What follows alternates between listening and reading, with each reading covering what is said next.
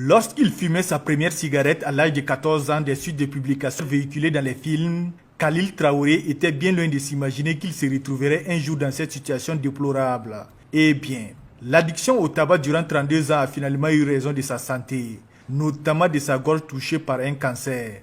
Une pathologie qui a nécessité une ablation de ses cordes vocales, occasionnant ainsi une aphonie, c'est-à-dire une perte de la voix. Je vous signale que moi j'ai commencé à fumer autour des années 72 et à raison d'une, deux, trois cigarettes, puis on est passé au paquet. C'est dû au fait qu'à l'époque aussi, avec la publicité et dans les salles de cinéma, même dans les rues, on voyait des cow-boys en train de fumer une marque de cigarettes donnée. Alors ça nous a donné l'envie de fumer. On est rentré dedans donc pour ressembler à n'importe quel gentleman de l'époque.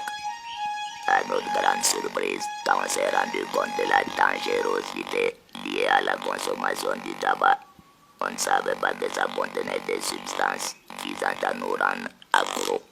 Mais avant et au premier signe de la maladie, les patients qui l'étaient s'est d'abord rendus au centre hospitalier universitaire Yalgado Ouedraogo avant d'être évacués en France pour poursuivre les soins. J'ai ressenti des douleurs au niveau de la gorge. Comme ça persistait, on est allé vers l'ORL.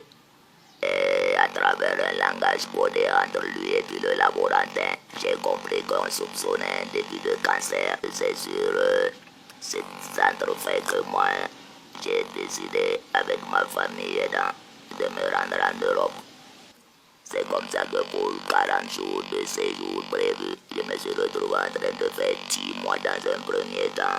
Ce long séjour à l'extérieur du pays lui a permis de bénéficier de soins de qualité. Après cette étape, Khalil Traoré devrait effectuer chaque année 2 à 3 visites de contrôle en France pour un budget d'environ 10 millions de francs CFA. Un énorme coût financier difficilement supportable et auquel il n'a pu faire face que grâce à l'assurance santé du service de son épouse, ainsi que d'autres bonnes volontés. D'attaque, jusqu'à ce qu'on arrive à la chimio, on n'était pas à moins de 17 millions de dépôts d'argent.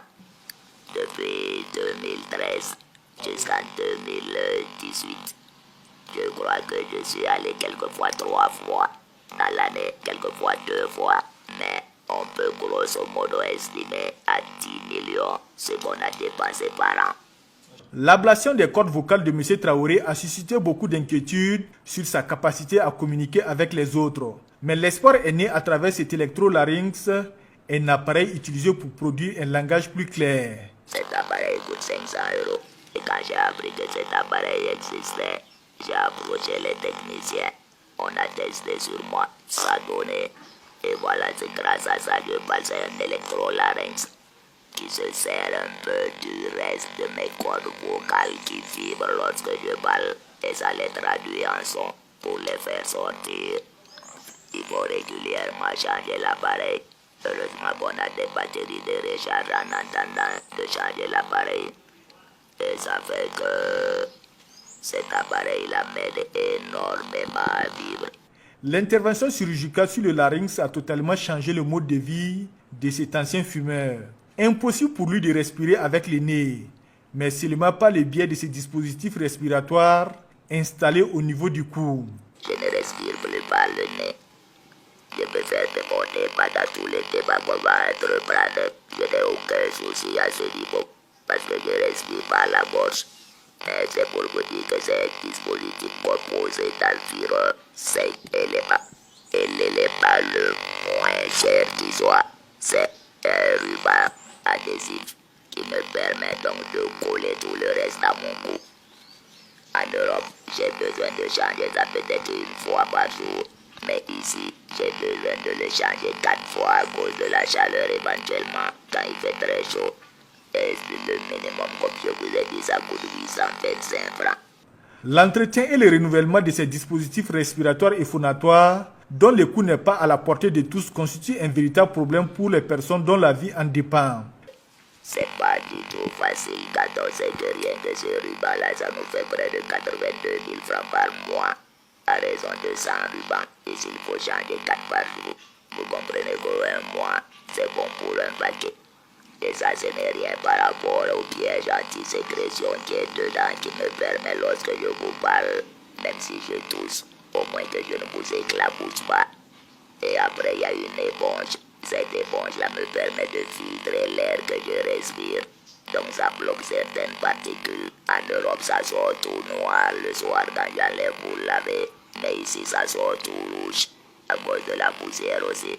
Et après ça, maintenant, on a ce gros appareil que tout le monde voit. C'est grâce à ça que je peux vivre en hiver en Europe et pendant la chaleur ici parce que ça transforme la température. Face au danger que le tabac représente pour la santé de la population, Khalil Traoré lutte sans merci contre le tabagisme. Et sur son portail, on peut déjà constater son engagement. Aussi, invite-t-il les jeunes à barrer la route à cette matière dévastatrice. Il vaut mieux ne jamais même toucher à la cigarette. Et si on est fumeur, il faut mieux arrêter pendant qu'il est encore temps. Donc c'est pour vous dire que la cigarette, depuis son achat jusqu'à sa consommation, il n'y a rien de bon car c'est le seul produit légal de consommation qui tue si l'on s'en sert bien. Pour joindre l'acte à la parole, ce sexagénaire a décidé de mettre en place une structure dénommée Association burkinabé d'aide contre le cancer tabagique afin de lutter efficacement contre toutes les formes de tabac et préserver la santé de la population. La cigarette n'a jamais fait de bien à quelqu'un.